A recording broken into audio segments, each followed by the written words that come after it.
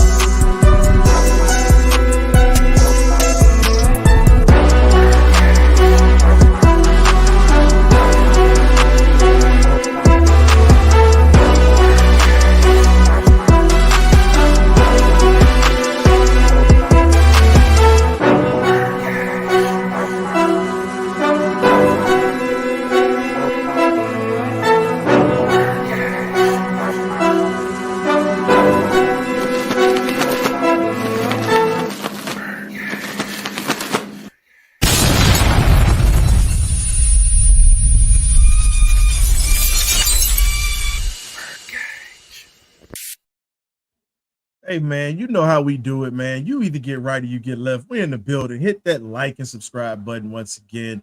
But before we go ahead and get into this interview with this legendary figure, I got to go ahead and bring in some legends that are in this game with me. We got my guys, the magnificent Birdcage crew. We got K-Dub and we got Graybeard in the building, man. What's going on, fellas? Like, good to be in the building tonight. Good to see my boy Graybeard stepped in tonight. Didn't catch the pop-up show with him, so glad to see him in the building tonight. Good to be in the building.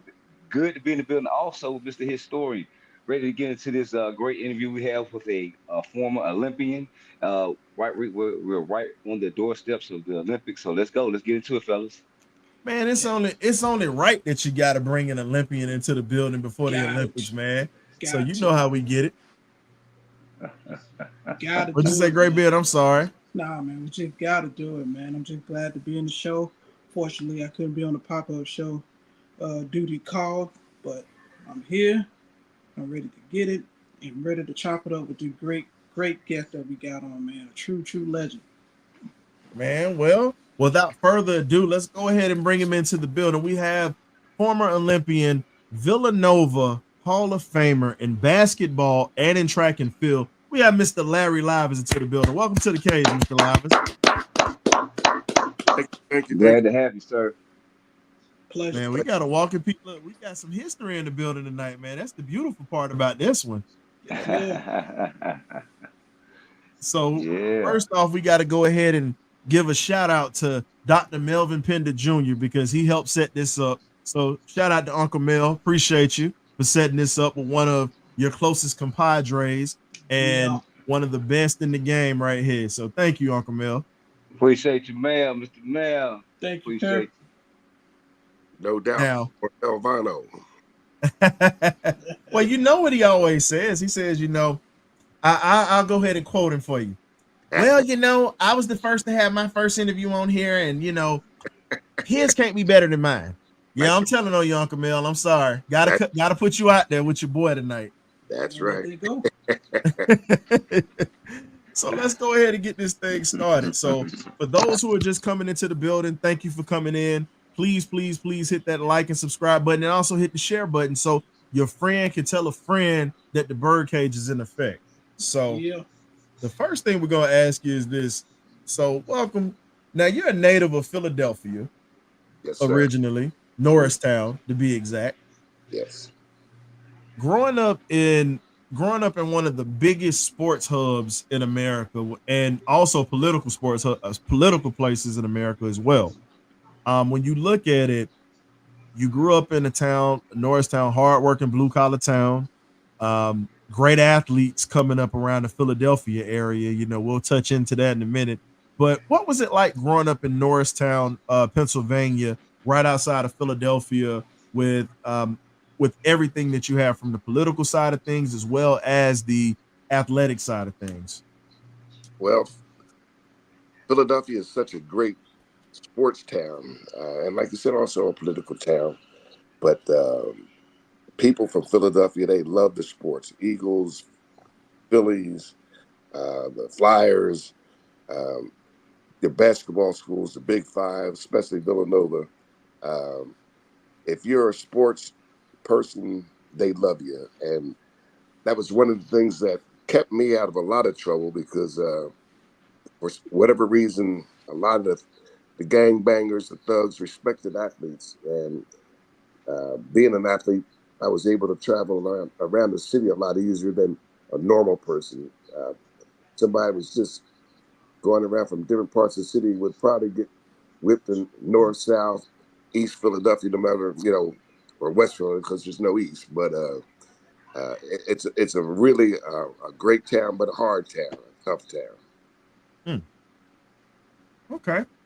And the other thing that you talk about when you look at how you grew up around that way, what really, now you spoke on growing up around a city like that. You talk about the gangbangers and the thugs and different things. We all know because some of us are former athletes as well. So we know some of the best talent never even gets to the high school doors. Most, most and percentage wise, it's amazing. Yes, and and you grew up in a basketball mecca. yes, So when you talk about, Philly, it's known for basketball, boxing, and track and field. true Those are that. they're really known for. And you grew up playing, basketball, football originally started off, and Yes. then you track and field, and then you just bridged away from football. What really got you heavily into basketball? Was it because of the roots pretty much the roots of Philadelphia and the love of that sport around the whole city, or did you just get tired of getting hit in football? Now, actually, I just love basketball. In fact, that was my favorite sport. Uh, Everybody in Philadelphia thinks they can play basketball. If you're from Philadelphia, you think you can dance, you think you can sing, and most of them think that they're lovers. But basketball is king, and I really liked football early on, but back in those Mhm.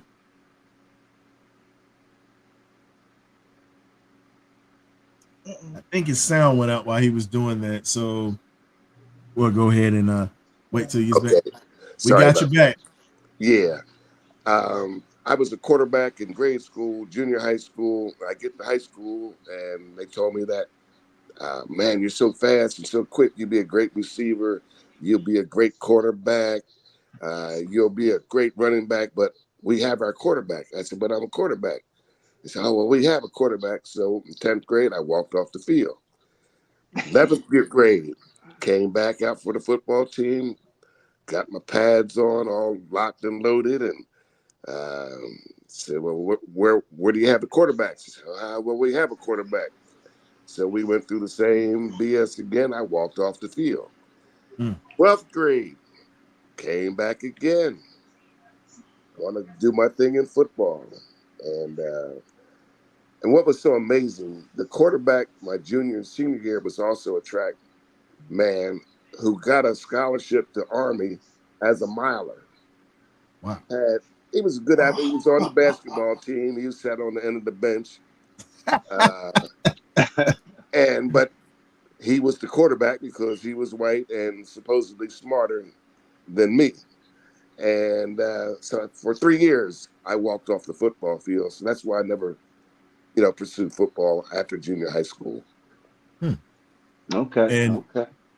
and and basketball, when you talk about in high school, is is basketball players in high school that's here in Philly, they'll tell you, you don't get respected unless you playing on the courts out here. That's right. Doesn't matter. That's right. Does not matter. You have to play around the city. You can And play in high school, but you don't gain respect in the city until you go into the parks. that's right. And And lined up all on the courts, people going crazy. Philadelphia and New York, I think, are probably the two most amazing places for just amateur park basketball. It's just unbelievable, unbelievable. and and you grew up now, and we're gonna get to your Villanova days, but you grew up playing basketball here in Norristown, and you competed against some future professional athletes coming up. One of them is Mr. October. Mr. Reggie Jackson is one, and the other one is I got to put my hands together and look to the sky for this one. Black Jesus, Earl Yes, the sir. Pearl Monroe. Yes, sir. John What Barsham was High it like School. competing against those two? Because it's a ton of talent that came through Philly at that time, and I know we're gonna touch into that because one of your best friends was one of your teammates at Nova. Yes. But what was it like playing against those two guys in all sports on a regular? Well, one thing about the city and then the suburban basketball, there was only certain times that we really played against each other back in the day because the Philadelphia schools were not allowed to participate in state championships because they had no age limits at that time. So you might have guys be 20 years old in 12th grade playing against a 16, 17, 18-year-old kid. So it was not till years and years later that the Philadelphia schools were actually able to compete for state championships. With Monroe, he was the center of his high school team, John Barsham High School, and I knew him as a good basketball player, but nothing spectacular. He was just another, really good ball player in the area. After I graduated from Villanova, I moved to California, and I started hearing about Black Jesus, Earl the Pearl, and all this stuff. And I told myself, well, it can't be the same Earl I played against because he was good, but he wasn't that good. And I saw a picture of him in jet when he had set some kind of scoring record with Big House Gaines, and I'm going, his coach. I said, damn, that's the same Earl that I used to play against. And that's how I found out that was the same Earl the Pearl. I mean, it was just unbelievable. But And that and was for Yeah. those who don't know who Big House Gaines is, Coach Clarence Big House Gaines is the legendary HBCU basketball coach from Winston-Salem State, the yes, same school that our one of our former guests, Mr. Anthony Blaylock, came out of, and Coach George Williams started at before he went back to St. Augustine College. So just little birdcage nuggets. But yes, now you yes, spoke on yes. that. I'm gonna let my guy K Dub jump on this right here because wow, like you got to play against some legendary figures and Reggie Jackson, Mr. October. Did it was his mouth running like it was when he was a professional as a youngster? Reggie was a couple years behind me. I remember I went back. I was pretty sure it was my freshman year to the Cheltenham. That's where he went to high school, Norristown football game. And he scored 6 touchdowns. And I said, oh my goodness. I said, this guy is phenomenal. And, but he was also all state in basketball. I didn't know he played baseball because baseball didn't get much publicity, especially back in those days in high school. Guys that played baseball were just out there doing their thing. And unless they had real potential for the pros, you didn't hear anything about them. So I didn't even know Reggie played baseball. Of course, he went to Arizona State on a football scholarship, tore up his knee his freshman year, and never played football again. And that's when he put all his efforts into baseball, and the rest is history, of course. But I will say this: he never changed with the bravado. at one time, it was 82 through about 86. I was the Puma rep. I had the 14 Western states, all the major colleges and pro teams in baseball, football, basketball, soccer, and what have you. And they actually paid me to give away stuff. Can you believe it? One of the best jobs ever for an ex-jock. And at the time, Reggie was playing for the Angels. And so I came into the locker room and to talk to some of the players. And Reggie comes up, I mean, in my face, what the F are you doing in my effing locker room? I said, whoa, whoa, whoa, whoa, back up, Reg. And so he kind of looked at me. He said, what's your name anyway? And I said, Larry Livers. He said, from Norristown? I said, yeah, the same. Like, he said, oh, man. He said, okay, cool. It's cool, but I don't like anybody coming into my locker room because I'm a pony now, and we wear pony shoes. So, but that's Reggie, Bogart, straight out of Philadelphia. And he probably still hasn't changed, but he's a good guy. Gotta love him. Thurman Munson might have had some other words for him back in the day too. True that. True that. Okay, Doug. So you do your time over there at Villanova though. I mean, I know you play multiple sports, but your true love is basketball or is it track? Which one is it? Basketball, even though I went there on a track scholarship, I ran 4 years and then went back my fifth year and played basketball. George Raveling was one of the freshman coaches at the time, and he knew I had played high school ball, and I actually played for him in a couple summer leagues.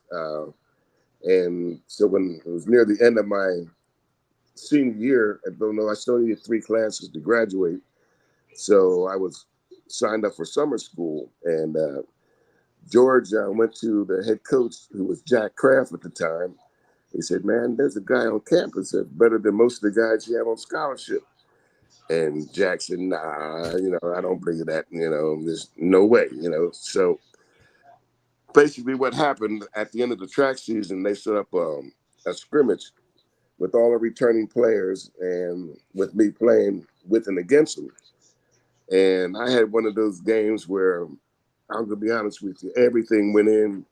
I was dunking on them. I was driving. I was doing everything. And Kraft came downstairs because the basketball offices at the time looked out on the outdoor basketball court. Mm-hmm. So he came down. He said, man, can we talk? And I said, sure. I said, we went up to his office, and he said, just based off what I just saw, he said, I'm offering you a full scholarship. You want to come back next year and play? And I said, oh, my goodness. I said, I would love to, but I have a problem. I said, I'm married and have a daughter. I said, I've got to go home and talk to my wife. I had gotten married my junior year in college. And Okay. So I went home and I spoke to my wife. She had gone to West Philadelphia Catholic, West Philly Catholic High School. Mm-hmm. And when I told her what had happened, she said, Larry, I know you love basketball. I would never take that from you. So that's how I got to play basketball. And another story for you. In high school at Norristown, my junior year, I started every game as a junior. And our best player was Bobby Mitchell, who got hurt our junior year, broke his wrist dunking. And so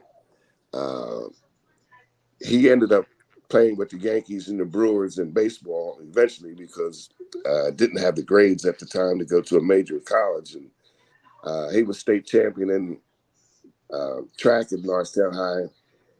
He didn't really compete with the team. He just came out and would jump, and he ended up winning the state meet just by going out. He was so talented, unbelievable. So my senior year, he comes back from injury. And again, the race card was played where they wouldn't start 5 black players at the time. So we had my cousin, Jim Williams, who played at Temple. He was All-American at Temple.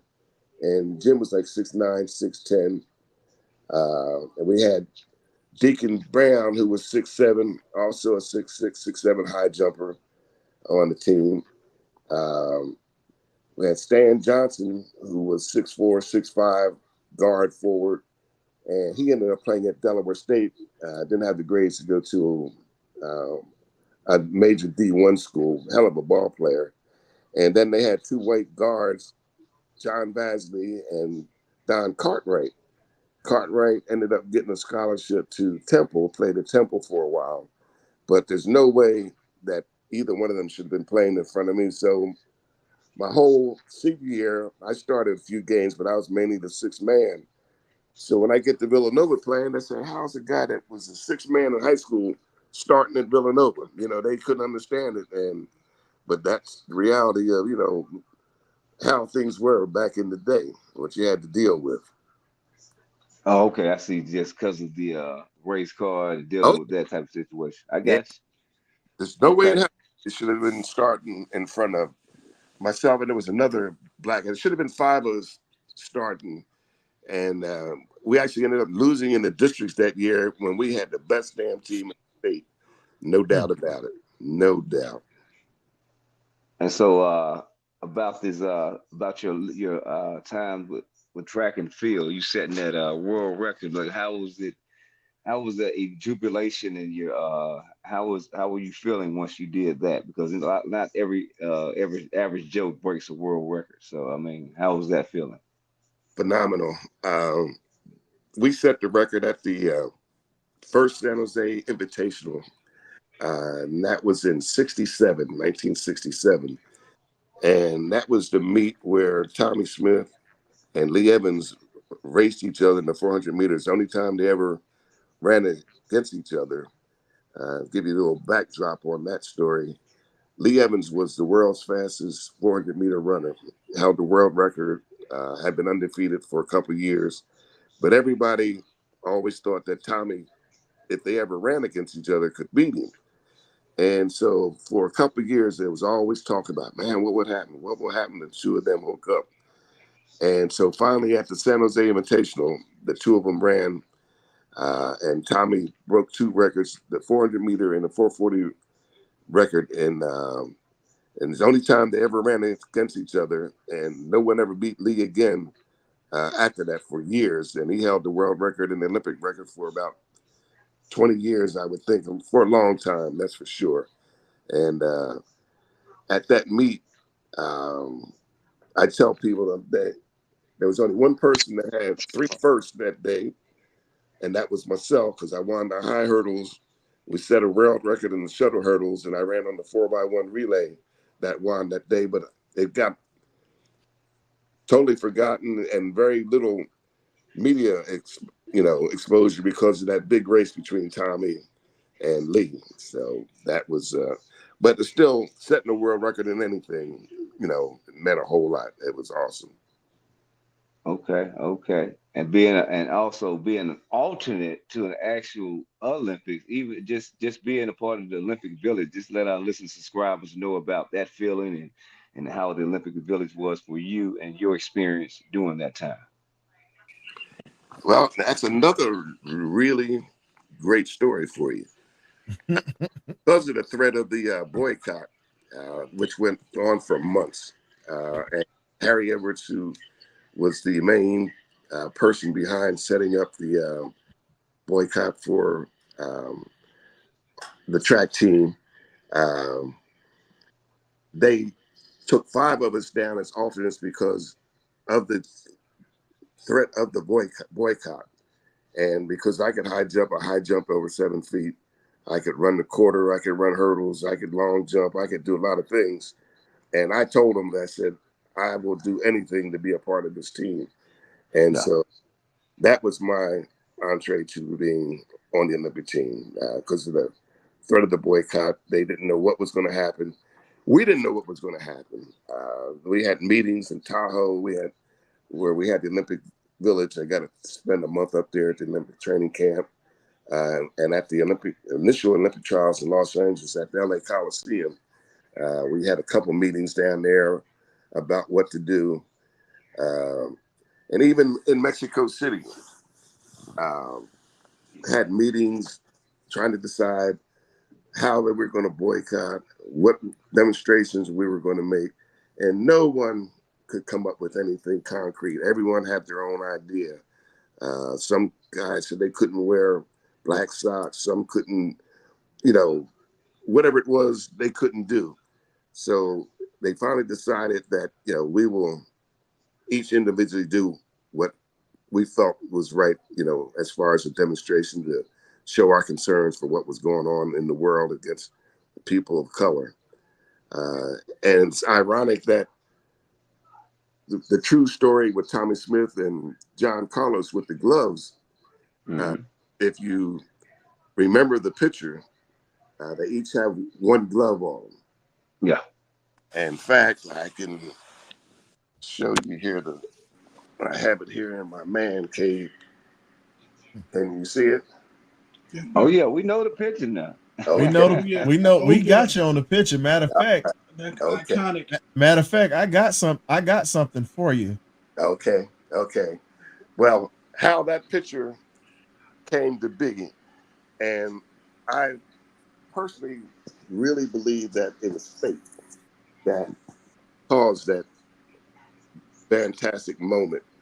Um, First of all, they're going through the tunnel, and Tommy asked John, "What are you going to do? What are you going to do?" And he said, "Well, I hadn't planned on anything." So Tommy said, "Hey, take this glove and just follow my lead. Whatever I do, just follow what I do." So if you ever get a chance to watch the films, and I was telling Ryan earlier, there's a movie on Max called Fist of Freedom, which tells Okay. the whole story about the I watched that. escape I games. think I've seen it. Yeah, I've I seen it. watched that. It's Oh, been a while.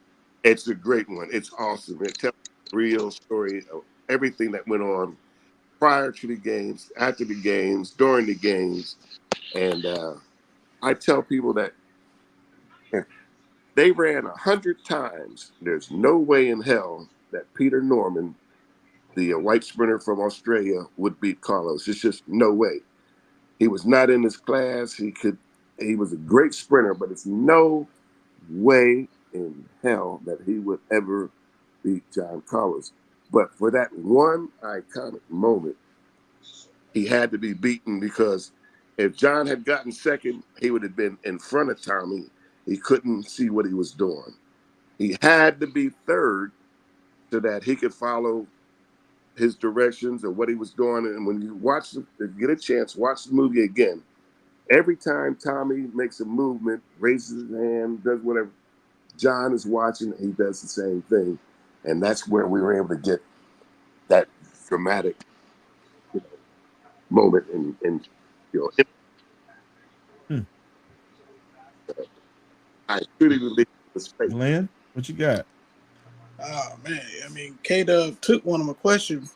I mean, about the Olympic, man, cause that moment in history, which is so iconic, Yes, especially during the civil rights movement, yes, back in the late '60s and early '70s and whatnot. And yes. I just have the question. I mean, when they finally did, that powerful moment, man. How did you feel? I mean, how did you take it all in? Cause it was just such an iconic moment in American history. Right. And Because man, no one knew it was coming till it happened. Because, like, if they didn't decide till they were in the tunnel what they were going to do. But a hush just came over the stadium. I mean, it was just like, woo. It's like it just took the wind out of the air. Everything just slowed down. It was just like, oh, it was crazy. It was phenomenal. And it seemed like it lasted forever. I mean, Hmm. it didn't, but it just seemed like it was just in slow motion. Uh, it, you had to have been there to feel the experience. It was crazy. It's unbelievable. Hmm.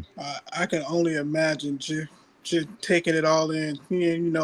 Tommy Smith just raised that fist in the air, man, and just put his head down. It's just Yeah, to this day, yeah, people still get chills of either watching the video or just looking at that picture because it's just so paramount to our history as being African American. So, I yes, mean, yeah, kudos to you just for just living through that moment, man. It just yes. had to be something special. And I, tell you I got another. a question for you, Mr. Livers. Now, you just spoke on those two. Yes. There was also another significant moment that happened in the Olympics that most people don't talk about either. Um, Talk the COVID invasion. of Czechoslovakia? No, no, not at all. Bobby. The other significant moment that took place in that Olympics around that time was the legendary heavyweight champion. He wasn't a heavyweight champ at the time Oh, when okay. George Foreman walked Big dog. around the ring with Big, the American flag because he was very proud of America saving him because of Job Corps and so many other things. Because most people see the fat, happy guy, but a lot of people don't know that George used to be a mugger back yeah, in the day, used to rob people in the Fifth Ward. He was a bad boy and yes, had a reputation of muscling people, but Job Corps changed his life. He was very proud, but he caught a lot of hell when he came back to America for walk after Tommy Smith and John and Mr. Carlos or whatnot held up yeah, that Black Power fist. He yeah, caught a lot of hell from everybody about walking around waving that flag. yes, But for years. Yes, he for did. years. But Yeah. the funny part about it was no one would dare say it to his face. Oh Oh, no, no, I'm just no. being honest. Like now, you got to meet yeah. George. You got to meet George as a young man. What was that experience like meeting a young George Foreman during your time during those days? Well, when I met him, of course, I had no idea who he was going to become or whatever. I had just moved to California, and one of my good friends, Bob Pointer, who had run with Ray Burton and the great. Uh, Your phone is going in Going and in out. and out. Oh wow. Okay. Here we go. Now we got you. It sounds better. Now, what were you saying? You moved to California, and then And one of my very good friends, Bob Pointer, who had run at San Jose State, uh, we were running on the same track of the Bay Area Striders, and he was working at a Job Corps.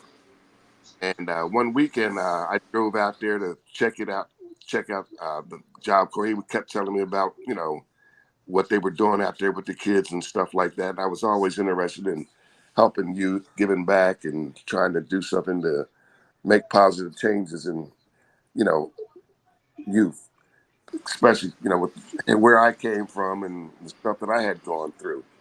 And when I was after that weekend, he introduced me to this young kid that had just come in from Houston, Texas. We think he's going to be a hell of a boxer, George Foreman. And again, it didn't mean anything to me again until he started fighting for real years later and knocking people out and winning the Olympic gold and going on to his other great exploits. But amazing how lives pass. You don't realize how it's going to end up in the future. Mhm. and it's crazy to think about because pound for pound, he was one of the best heavyweights of all time. And a Oh, lot of people don't, and people don't, everybody sees the fat, happy guy. yeah, But if you're a true fight fan, you knew that he adopted the mannerisms of Sonny Liston, who was his mentor when, way before Sonny passed, when he yeah, had a young George Foreman and teaching him. yeah, And that demeanor was there. That demeanor was there. yes, And he hid it when he found Jesus, but he still got it. yeah. Mm. And he was a tough guy. You should see him around North Philadelphia riding around in his Cadillac, top down, with his entourage. In fact, he used to get his hair cut at the same place that I did in Philadelphia. And you never Wow. knew when he was going to show up, but when he did, I mean, it's like, damn. Yeah, And damn. so what was the aura around? Now you've been around a lot of legendary athletes. Now you're just speaking on the legendary Sonny Liston because a lot of people don't know he lived in Philly. He got run Yeah, off from Philly, by the way, yeah. by the police. Oh, yeah. He was a He thug. got Straight up. yeah. He's a Well, thug. but they also said he was known to break up union protests that was around the city back in the day, and he also was a collector back in the day for Frankie Carbone. Yeah, So I'm a fight fan. I'm a fight fan. So yeah, I'm heavy with that. yeah. But what was Sonny really like? Because I've heard contradicting stories. Now you got to see him in his prime, and you got to see him when he was a young. Well, he wasn't He wasn't young, that but he young. was young So, enough. He yeah. was in his prime. Yeah, I can't say that I really knew him. I just got to meet him in the barbershop because he would come in there, like I said, from time to time. And but you would see him around town. You know, he was a fixture. He was Philadelphia. I mean, and you talk about his connections to the mob. Um, you will never convince me that he didn't throw that one fight. There's just no way. Which The which Phantom fight Punch, with Ali? yes. The Phantom Punch, no, no. I love me some Ali, but that one fight, I think he took one for the mob. And Yeah, and I the mean, crazy good. part about it was the greatest fight he ever had in his career because he was known for knocking folks out. You Yes, got to go back to Cleveland Williams when he was a young guy, fresh out of okay, prison. yeah. Cleveland Williams was another Houston guy who Oh, was a thug, another guy from the Fifth Ward like George Foreman, and wow. could punch like a mule. Okay, I remember him. I didn't know all his background and the Yeah, details. he was never the same either. He got shot and it changed a lot. Now, they, So, he was Big Cat, never the same fighter. was he But the one getting called back, Big Cat Williams? yes, sir. Right. Okay, Big Cat Williams. I remember that. Yes. But getting back to your story now, you also had a time where you had a chance to play for the ABA. You had an opportunity to play for the ABA once your Olympic career had subsided and you were still trying to figure things out with the Oakland Oaks, correct? Um, that you almost got the story correct. Basically, when I first moved to California, I had really thought I was through running track, and I was got hooked up with a semi-pro team in Oakland, and we were playing preliminary games before the Warriors. We actually played the first game in the old Oakland Coliseum before the Warriors did because they came on after us. And you had guys in that league that played in a lot of the black schools, played in a lot of major colleges in that semi-pro league, and I played really well. And that's when Rick Barry was with the Oakland Oaks. And at the end of the season, they offered me to come out and try out for the team. And I told them no.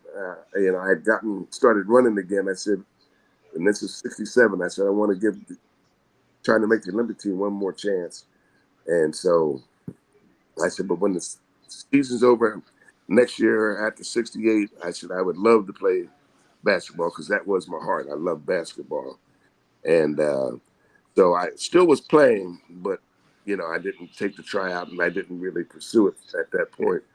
And then after the '68 games, I had my first knee surgery, and I've had 16 surgeries, both my knees replaced, two Mm. back surgeries, one cervical. So I'm paying the cost to be the boss, but I had my first surgery, like I said, after the '68 season, and was never the same. I couldn't jump like I had because I could jump out the gym. I mean, it was, I had some hops. We see that in the pictures or whatnot, you definitely had some hops. Yeah, I was So blessed. once they started getting that tampering with that knee from the surgery, just like Oh, wasn't the same, you know. yeah, never the same. Yeah. Okay. I kept running and I even kept playing basketball till I was in my 30s. But, it was just a shell, how you still do what you love to do, but you're just not the same. You think Yeah. you are. Yeah, You know, yeah. You think you are just still step sell the wolf slower. ticket. You sell some wolf tickets, that's about all. All right. So you had a grandson who played at Villanova and was a captain. So I mean, how was that experience? Not being the guy that's starting for Villanova, but actually being a supporter and a fan yourself. You're seeing your grandson do great things.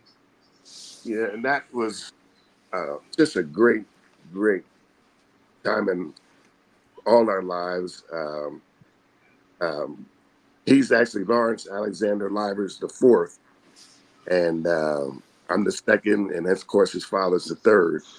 And so there was a tradition there with the name. And he was born in Seaside, California, where my son was after going to junior college. And well, he was born in California and lived out there till he moved back to Philadelphia years later. And Poppy, his one of his coaches was Herm Edwards, who coached him as a youth in some of the youth leagues down there. So I got to know Herm real well, even before he became the coach of the Jets and played for the Eagles. Well, he had already played for the Eagles by then, but uh, just a great guy. And so uh, when Poppy was in 10th grade, I had him come move in and live with me in Los Altos, California. And I got him into a private prep school there, St. Francis Prep School. And he played actually with Ronnie Lott's son. Uh, let's see who else is on it. There was like 4 or 5 different 49ers that had kids there at school that played ball, football, basketball, baseball. They ran track. It was a really top prep school. And so a lot of the pro players had their kids enrolled there.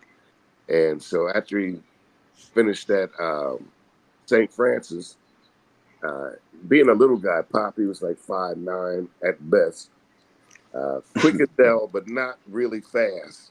And but he had incredible hands. I mean, I tell people he was one of the best receivers I've ever seen, and I've been around a lot of great receivers. His hands were that good. He just didn't have the size or the real speed. And when he was ready to go to college, of course, one of my first thoughts were Villanova, see if I could get him in there and give him a chance to continue and go to a great school. And so initially, he didn't have the grades to get in. So between my son and I, we got him in the Valley Forge Military Academy, where he just dominated. He just tore it up. I mean, he just had a phenomenal year there. And then he transferred into Villanova and eventually became a captain and set a bunch of records. Did really well. In fact, against Syracuse, he ran a punt back for a touchdown. It was on ESPN's Plays of the Day, which I'll never forget. It was awesome seeing him run that punt back against Syracuse for a touchdown. Yeah, man. Yeah. That's got to be tremendous, man. Like just Yeah. having some lineage do Yeah. great things also behind you, man. So I mean that's good. Go ahead, Great Bill. You got to ask Mr. Livers, man. I got a question. Before you do that, I got to shout out to my guy. We got to shout out to our boy Larry from the Dixon Way who came in here. He purposely made this comment because you and Mr. Livers have the same first name. You got Larry Dixon and Larry Livers. Okay. So this is what he said. He said, "Great first name for tonight's guest." Kevin, smash. Shout out to our guy, man. Hey, all right. Check out the Dixon Way for all great Atlanta sports content. If, like I said, we check it out. We're always supporting him. You should too. This man is definitely gonna end up being on TV, and we want to try to help him get to that spot, man. So y'all check out the Dixon Way, man. Shout out to our boy Larry Dixon, man. Larry. Sorry about that, gray beard. Go ahead. Oh no, it's good. Let's go, Larry. So you had a friend by the name of Jim Washington, who was a former player for the Atlanta Hawks. Yes, sir. How was he as a player, and did he ever introduce you to other players like Pistol Pete Maravich or anybody like that? I just talked to him about an hour ago, amazingly, and I tell you, it's so ironic. I was sitting here with my wife, and we were watching TV, and I was switching channels, and they have the classic basketball classic games, whatever it is, and it's a game from 1972, the Lakers against the Hawks, and Jim's in there with Pistol Pete, going against Will Jerry West, that great Laker team that won 33 games in a row, which I understand is still the all-time record for consecutive wins in any sport. And right as we're watching it, he gives me a call, and I told him, "Man, I'm watching your black ass as we speak."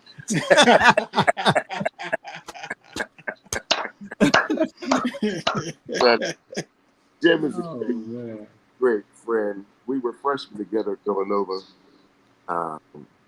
and I'll tell you how we met. that first day on campus, and there were three of us on track scholarship black. Don Webster from Kennett Square, and Marshall Uzzle from Haverford High School, and myself. So we had gone through all the orientation and stuff, and we're walking across campus, and they had freshmen. You had to roll up your pants and make them look like knickers, and you had to wear these little silly caps around, the first day on campus. And so we're walking around, and we look up and see this big guy walking up there, and he's looking at us, and he just started laughing. And now we'd never seen him before. We didn't know who he was, didn't know anything about him. And we introduced ourselves. He said, "Yeah, I'm Jim Washington. I'm on a basketball scholarship." He said, "But I'll be goddamn if I'm gonna wear that shit." So excuse my French, but it was so funny. And that's how our introduction to each other, and we've been the best of friends ever since. I mean, over the years, I've gotten to meet a lot of players. I think I probably met more through Wally Jones Okay. than Wash, because when I lived in California, Wally always, and Jim did too, always left me tickets to the games. Melchione, and whenever Villanova guys were in town, they'd always leave me. But I can remember going up to the hotel after the games with Wally, and when he was with the Milwaukee Bucks, and Oscar Robertson would be in there, Kareem Abdul, and to be in a room with that kind of talent, and just unbelievable, and just normal, down to earth guys, and just great memories, great memories. In fact, when I had my, I don't know if it was my first knee surgery. Let's see, let me think. It might have been my first knee surgery, and Wash was playing for No, it was not the first one, because he was with Philadelphia at the time. Because Melchione was on the team, and they came by the hospital to see me, and I was so jacked up on meds and stuff that I don't remember them being there. But the nurses and everybody was telling me that the next day they said there was so much laughter and guys just cracking up. They said they'd never had seen anything like that. I would be like Trump. It was the greatest meeting of brothers in all time. But, but I don't remember.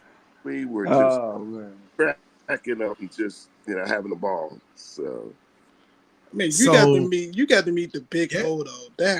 Wait a minute. Guess who's in the chat tonight? This is a treat. We got the legendary coach George Williams in the chat, who is Birdcage alum. Shout out to Coach Williams, man. Shout out, Coach. What's going on, Coach? Birdcage style. 39 national championships in 45 years at St. Augustine College, and has had more than 20 gold medalist Olympians under his watch, and a 90% graduation rate of his athletes. So shout out to Coach Williams, man. We support HBCUs here, man. That's Coach. That's like Coach another uncle to me, right? I love Coach, man. He like another father figure to me. He stay on me. He stay on me all the time. So I got to show him some love tonight. That's right. He's the man. Your boy, now you just spoke on your boy Wally Jones. Yes. Now this is what folks don't realize. Wally was on that 1967 championship team here in Philly with Wilt Chamberlain, right. Chet, the legendary Chet Walker. He just passed away, I think. Chet Walker, excuse me. Yeah. And rest in peace to Mr. Walker. And it's something that was significant, because we're gonna get into something else too. One of your other buddies, we ain't forgot about you. We're gonna mention you too. But before then, there was something significant that happened when Martin Luther King Jr. was assassinated. The 76ers were in town to play against the Boston Celtics. Okay. Your buddy Wally Jones and Wilt Chamberlain were very outspoken, where they said, hey, we don't need to play this game. They were very outspoken on that. Right. Unfortunately, they were outvoted by the team, and they still had to play. But the fact of the matter is, they stood in the midst of something that was significant at that time, when you had riots and everything else breaking out. They had more of an obligation to the community than they did to the sports world. And Right. it's amazing that you hear people pissed off about so many athletes that have taken stands about things that have gone on in society. And they feel, and here's the thing. Sports is a game, ladies and gentlemen. We all are entertained by it. We all love it. But when you had athletes that were standing on a pedestal for something more, you a lot of these guys caught hell with trying to get jobs. A lot of people don't realize that they weren't getting paid the money like these kids are getting paid now. Thanks. So y'all had to work jobs on top of being in shape and doing everything else. Even the pros, pros had jobs.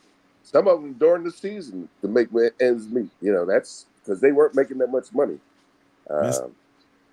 I remember when that first contract they offered me with the Oakland Oaks, I said, well, I can make that much, in banking. I was started out in banking.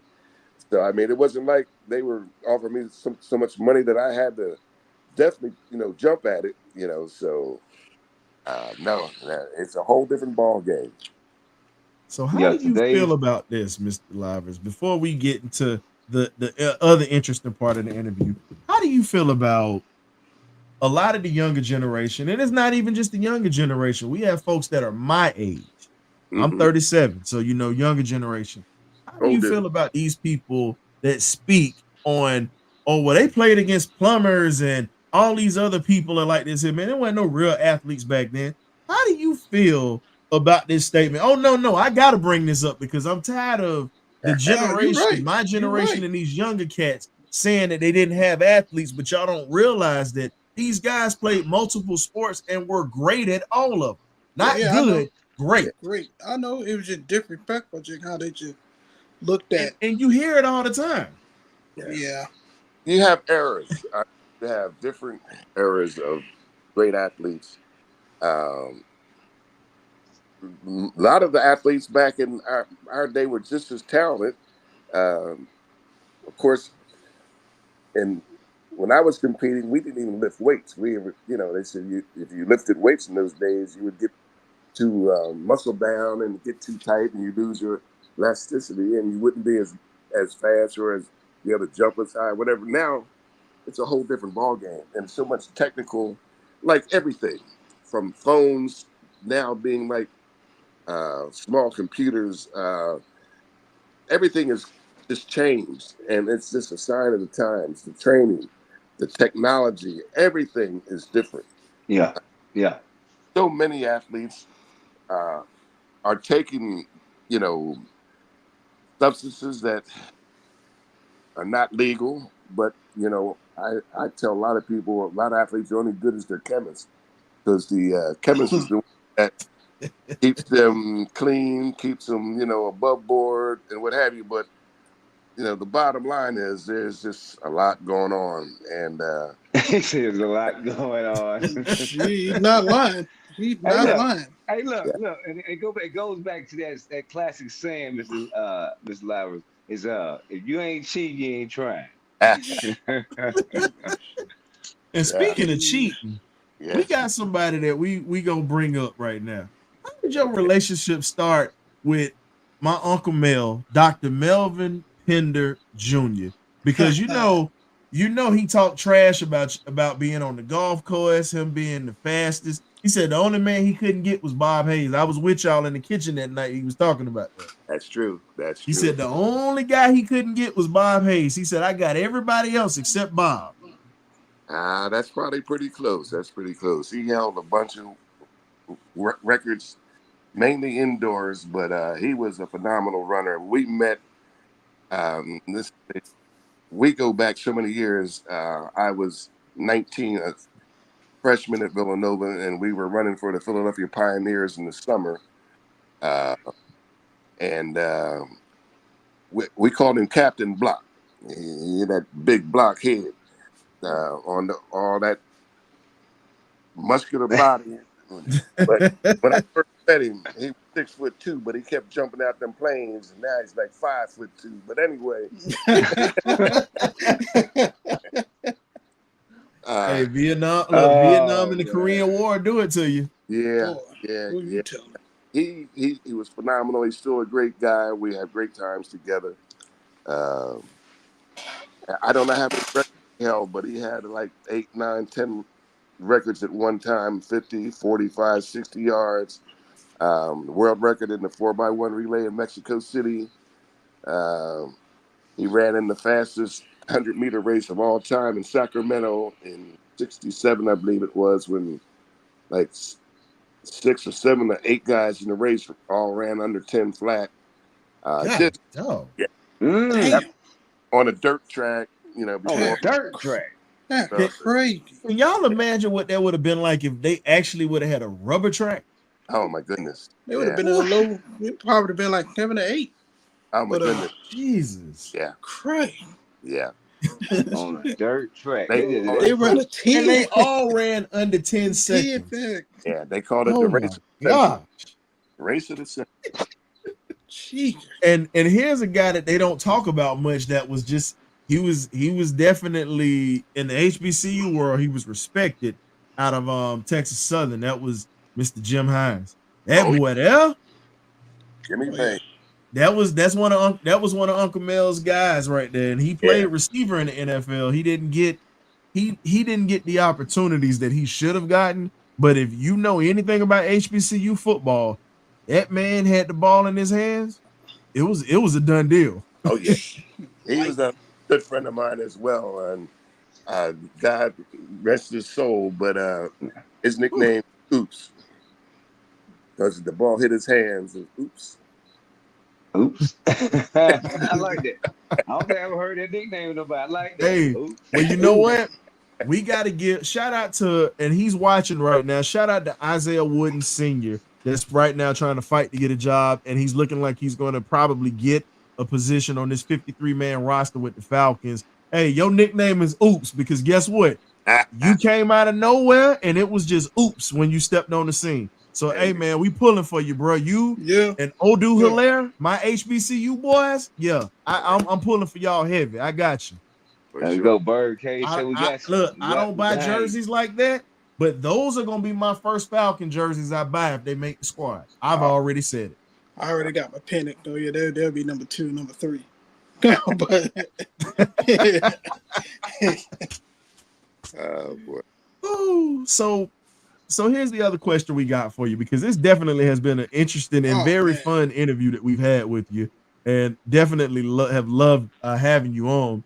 But thank you. I'd love being on too. For sure. Yeah, man. No, this ain't gonna be the last time because guess what? We got a little something we cooking up right now. We're gonna probably try to get Mm. you, Uncle Mel, Coach George Williams, Awesome. and we're gonna try to get some other former Olympians and some other Olympic coaches to come on to the show, and Put for you y'all all guys in the to pot. talk about the experiences of being in the Olympics and what it takes to get even to that point past the Olympic trials Oh, because everybody just sees when you have on the uniform and they see you guys in the trials, but they don't see all the stuff that y'all do year round.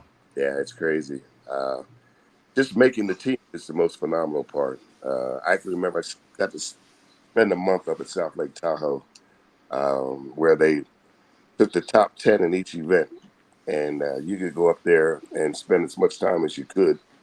And I was blessed that I had the bank that I was working for at the time gave me 2 weeks, and I took 2 weeks vacation, so I got a month up there to train and to be around the quality of athletes every day, to see the workouts. You're working out with guys, and some guys are aloof, they're off doing their own thing, but as a whole, it was just one big family and the greatest track team in the history. I mean, in every event, they were setting records that lasted, still have lasted, because Beeman still holds the Olympic long jump record.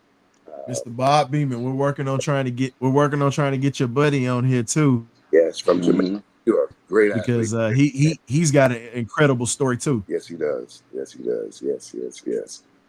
So um, I just can't express how blessed I've been my whole life, to be able to do the things that I've done. All the help I've had along the way, great coaches, great teammates. And to this day, we still love each other. We still get together. We try to plan things. We've had, like, our first reunion was in '98 in not Baton Rouge, but in New Orleans. We had the first reunion of the State Olympic team. And that was a blast seeing so many of the guys after so many years. And now there aren't that many left. Mel's trying to set up one more really get together for anyone that's still living that was at Tahoe, that made the team, didn't make the team, but was a part of the whole adventure, or whatever you want to call it. Mm-hmm. So he's looking for sponsors now, and hopefully we can get something together where, we can get some sponsors and get this thing really put together well. Well, I'll put it to you like this. Birdcage is already putting together posters for Dr. Pender and you guys right now, as we have posters behind, as you see your poster behind you, because Yes. the least we can do is try to continue to keep your guys' legacy alive, just like we do HBCUs and so many great athletes that are forgotten. The thing is, it kills me because most of the Olympic legends that you don't hear about, they're forgotten after those 4 years and Oh, they yeah. disappear. They're Yes. forgotten. Yes. And they're not unless you're unless you're like a Carl Lewis or Jackie Yeah. Jonah Kersey or Flojo, but you can't forget about all the legendary folks that came through that opened those doors. You look at, Yeah. like, everybody talks about Muhammad Ali, but Ali said to this dying day that he wasn't the greatest fighter. His Olympic teammate was, who chose not to go professional. Wow. Wow. Yeah, he said he Yeah. was better than him. Right. So that he had to be a bad man, and Ali said, "Man, I would trade my life for yours," because he eventually ended up becoming a professor at a college. Okay. Okay. That's great. That's great. Well, So one thing that, in sports, everything is opportunity. You get that one shot times. Very few get multiple. And especially back in our day, we had to get jobs. We couldn't train on, we didn't have sponsors. We didn't have the NIL or whatever else, where that was your job, where you could just train and get ready for the big meets and um, be there, a long time. When guys came back from the Olympics, they had to get jobs. If they were lucky to get jobs and survive. Uh, I can remember the guys that were on the team that didn't do that well. I mean, with all that fame and there was no fortune, and so it's again, like I said, the opportunity is usually maybe one shot if you're lucky to make that Olympic team and make the best of it. Pray that no injuries and everything falls into place, but you don't find that many that are multiple Olympians. That's for sure. Bell was one of the few. Yeah. when you put it this way, when you get pulled out of the field, now for those who don't know who Dr. Melvin Pender Jr. is, this is his story right here. We do support the book. Let me turn the light down so you guys can see it. The Expression of Hope. This is his book. Dr. Melvin Pender Jr. also was an officer in the United States Army. He went from the enlisted side to the officer side. He was discovered playing base football for the base football team. Raw speed, never ran track a day in his life. Nope. Now, we told this story. He told his story when he was on here. But when you have a gentleman that had a God-given talent, could you imagine what that would have been like if he would have actually trained as a young kid coming up, opposed to just being discovered? Yeah. And he said his first race, he said his commanding officer, hey, just do what you see those guys doing. And he beat two North Korean soldiers who were actually in the Olympics, who were Olympic sprinters. He beat both of them in his first race ever. Yeah. So when you look at it, God's got a plan for everybody. Yes. You don't know what your life holds. Yours, you were blessed, Mr. Livers. You were able to not only experience the Olympic life, you're a Hall of Famer in two sports at Villanova, at track and field, and also basketball. Yes, sir. And Villanova, basketball wise, is a powerhouse. Oh yeah. You Oh, know, yeah.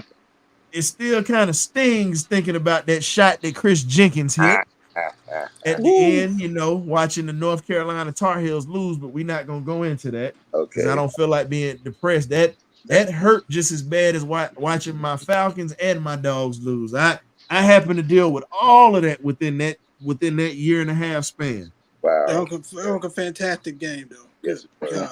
God. When you step back and look at it, it was a fantastic game because Marcus Pages hits the shot, and you're thinking, "Oh, well, all right, Yeah, I it's thought it getting was ready to over. go to overtime." I thought it And was next thing you know, Chris Jenkins hits that shot at the buzzer, and bang. Big shot, over. Jake.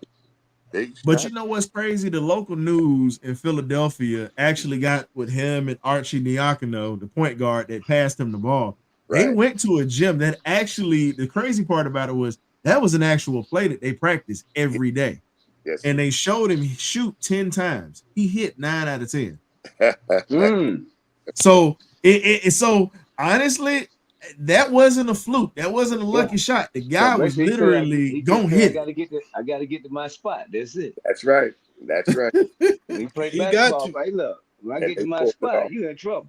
They And pulled- you and Mr. Livers, you were one of the ones, you, Mr. Washington, your buddy, you guys were the ones who started the bricks for that school because of less than 20 years after you got down the line, you get Villanova to not have one of the biggest upsets in basketball history, knocking off the Hoya Paranoia Georgetown and the Yes. legendary John Thompson, who's one of my idols.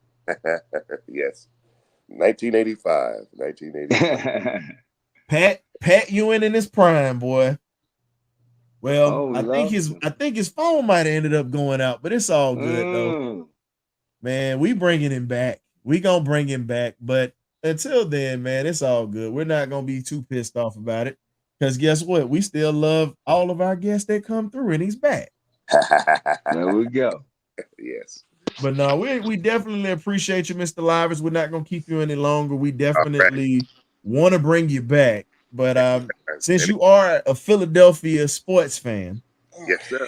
I gotta kind of well, we gotta be nice to him. This is first time coming through here. We can't, he ain't soft-hearted. He's from Philly. Y'all can say whatever you want to him. He from Philly. Yes, Just don't disrespect him. But he from Philly, he can take trash talk because he That's do right. enough of it. Trust me. That's right. So how do you think this NFL season is gonna play out? Because I know you're a football fan as well. Well, I've been a big Seattle fan for years because my son-in-law was coaching there. Wow. So you wait a minute. You slid to see. Well, I keep forgetting you lived on the West Coast, so never mind. Yeah. More than 20 years. He played at University of Southern California. He was a running back there and played 7 years in the league. And then his first year of coaching with the Green Bay Packers, they won the Super Bowl, which led me to getting a Super Bowl ring. I don't know if you can see it, but we can't see it. Hold it up in the. This is his son-in-law there it is. yeah. So you got a little suit. You got a nice little piece of jewelry. So your son-in-law gave you a Super Bowl ring from 2010 from the Packers. Okay. Yes. And He played Pittsburgh. Wow. Yes, and then after about 6 years with the Packers, his first year with the Seattle Seahawks, they went to the Super Bowl and won again. So, I take that back. 2 rings. I take that back. My bad. They won the Super Bowl the year before he got there. Then the next year, they should have won it again when they didn't get the ball. Pete Carroll. Pete Carroll. One of the dumbest Pete Carroll. But hold on, we can't say nothing about Seattle after the blunder we had. True that. We can't look. Seattle got a trophy. Yeah. They should have. Hold on, Seattle should have 2. Should have had 2 back to back. That's now right. they wasn't gonna get 3 because they wasn't gonna knock off the Steelers that year with Jerome Bettis in Detroit. That wasn't happening. The bus. No. Yeah, that wasn't happening that year. No, he was hungry that year. So we gotta definitely gotta try to get your son on the show and talk to him about his days of coaching and what is it like in the locker room and bring some NFL blood in here as well. Yeah. From the coaching side. He for the coach of the Bears. Oh, so he's up there with with Caleb. with the number 1 draft pick. That's right. Ooh. Yeah. So we Yeah. definitely need to get him on to get his perspective about the league and things of that nature, man. That'd be a Yeah, I great gotta hear interview a little for bit him. about Caleb Williams. Because Yeah, you know the he, media gonna call it straight. yeah, All he right. beat us Yeah. in 2010. Yeah, he came at home field advantage too. Yeah. Man, don't even remind me about 2010. That one hurt. But Jesus. we definitely got to get your son-in-law on the show. And if Okay. you got any other friends of yours from football, baseball, basketball, track, it don't matter. This is an open door policy for anybody that wants to come in here and tell their story. We're willing to give flowers and great conversation. Sounds good. But back to the answer to your question, Eagles soar, fly, Eagles fly. What do you think their record is gonna be? Because they not beat. Hold on. I'm gonna say this now, and I'm putting this on record. Y'all can book this. They ain't beating Atlanta this year. I'm saying this now. I'm gonna stand in the middle of Broad Street with my Falcon stuff on, saying "Rise the hell up." Say what you want, baby. That'll be look. Listen. I'm not afraid of Eagle fans. I ain't never been scared. My Been heart living. don't pump Kool-Aid, baby. I stand 10 toes down, win, lose, or draw. Ain't no sellout in me. It's I all understand. red and black, baby. That Georgia red. Yes, sir. Yeah, man, for sure. Well, All day, every day. Georgia North. So the Eagles are coming to Georgia North. Yeah, y'all had to get some real football players. That's all. Indeed. Howie Roseman figured out he was about to lose his job. But I that's heard what that. happens when you get a Florida Gator in charge. You know, right now we got a Florida Gator that's a former number 1 pick that we still hoping that's gonna hit the big time this year. He's still in question right now, and he's a Philly boy. Leave that man alone. On the hell no, I ain't leaving him alone. Every week. No sir. He gonna find a way to get on field. Find him. You damn Skippy. Leave But that man this is the alone. best part. He a Philly boy at that. That's the best part. That's why I mentioned him to Mr. Livers. Right on. I can do. But we definitely appreciate you coming through, kicking it with us for about an hour and a half. We love to have you back during football season. Matter of fact, we got to get you to come back after the Eagles Falcons game so we can talk a little trash. That's what it's all about. Or maybe even before the game, so we get a little pregame trash. Oh, you want to do the 100-man? You want to do the pregame show with this guy? Oh, yeah, I want to do a pregame trash talk. Then after we whoop him, then we do some after game trash talk. If you can come back on there, if he ain't running. Hey, well, Mr. Livers, I'm definitely, like I said, when I get back home to the crib down to the A, I'm gonna definitely link up with you and Uncle Mel. I already talked to you guys about that. You got to let me know when you come back up here, because I got to treat you to a steak. Well, you can't call it a cheesesteak if you up here in Philly. They're gonna look at you like you freaking out of town, which I am still, but they call them steaks up here. For sure. You know it. Yes, sir. Thanks for coming through, Mr. Livers. It's been a pleasure, sir. Been a pleasure. Let me give my wife a little shout out. What's up? Shout out to Miss Livers. She was keeping it like back. Hey. All right. Hello. Thank you doing, Miss Livers. Thank you for letting us borrow Mr. Livers for a bit. Appreciate it. Thank you for letting him do the interview. Thank you. Yes, ma'am. We appreciate you. Thank you. I appreciate you guys too. All right, my brothers. All right. Thank you, Mr. Livers. Appreciate everything. All right. Already. Show. So that was the great Larry Livers, ladies and gentlemen. Good, humble human being, man. Great, man. He was being humble on the camera or whatnot. Him and Uncle Mel, I done heard them two talk trash. I enjoy it. I can only imagine. They taught me some stuff. What you mean? Yeah, I could tell they go at it. But you got to be PC sometime when you putting this out to the world to see. Man, hey, all I'm gonna tell you is this here. That was just interesting. I'm just waiting to the episode where we get all these jokers in the cage all together. Popcorn gonna be ready.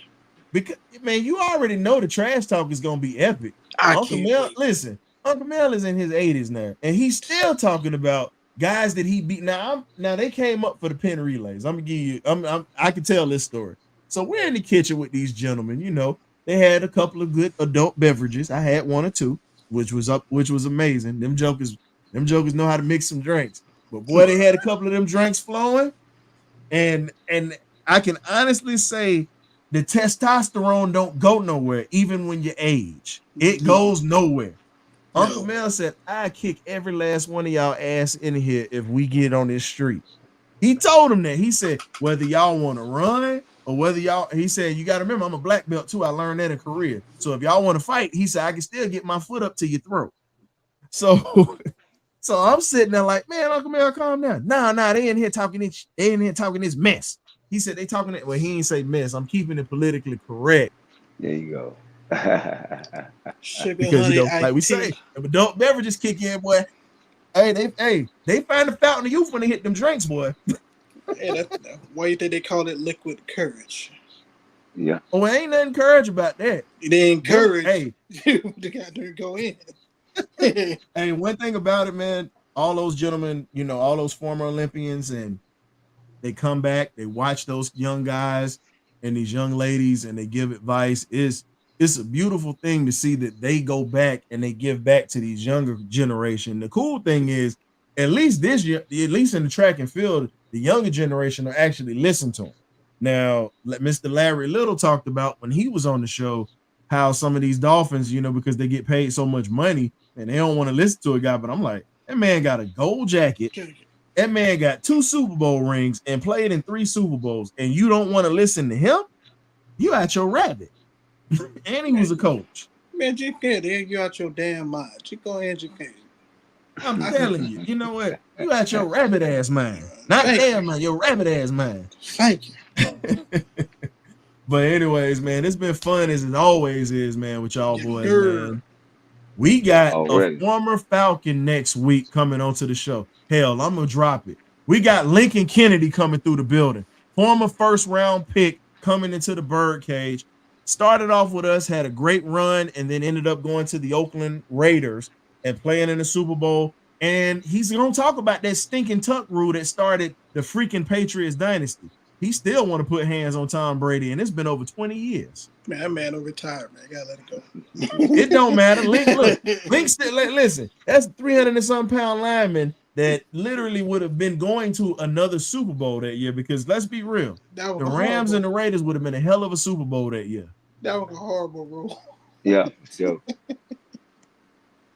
Lincoln Kennedy still want to put hands on Tom Brady, still to this day, but I ain't gonna put too much on it, man. I'm gonna let Link tell you next week. So y'all tune in. We got a Falcon legend coming through here as first round pick, and he got some stories for you to talk about during the time of the early 90s with Jerry Glanville and those boys back in the day, man. So yeah, can't wait. Definitely can't wait, man. So K-Dub, appreciate you coming through, my brother. And Graybeard, definitely appreciate you coming through, my brother.